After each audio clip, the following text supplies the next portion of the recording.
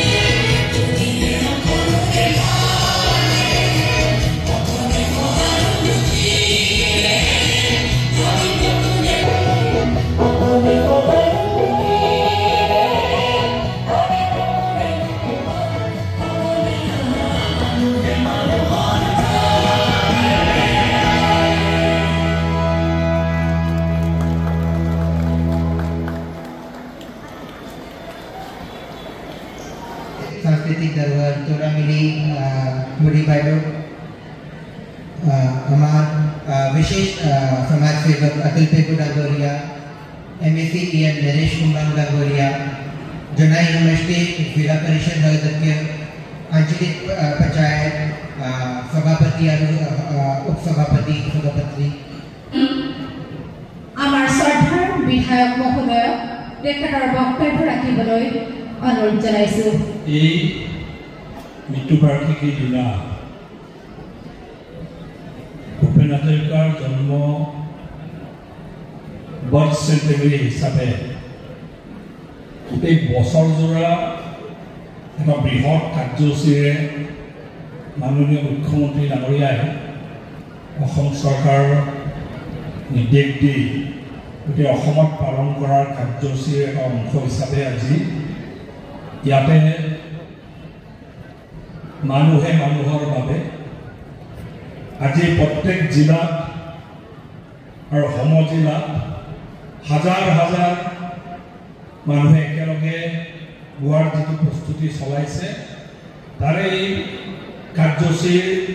কাৰ্যসূচীত উপস্থিত আমাৰ ডিষ্ট্ৰিক্ট কমিশনাৰ আনন্দ মালহোত্ৰা ডাঙৰীয়া,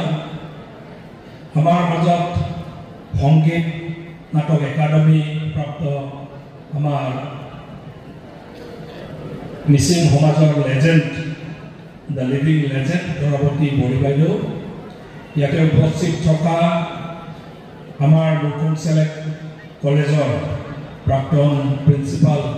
ডক্টৰ হৰকান্ত পেগু ডাঙৰীয়া, আমাৰ সমজিলাৰ এডিশ্যনেল SP ডাঙৰীয়া, ইয়াতে উপস্থিত থকা মিচিং সাহিত্য পৰিষদৰ আমাৰ EM নৰেশ কুম্বাং ডাঙৰীয়া, এইখন অঞ্চলৰ জ্যেষ্ঠ সমাজকৰ্মী ৰাজনৈতিক ব্যক্তি আমাৰ অতুল পেগু ডাঙৰীয়া,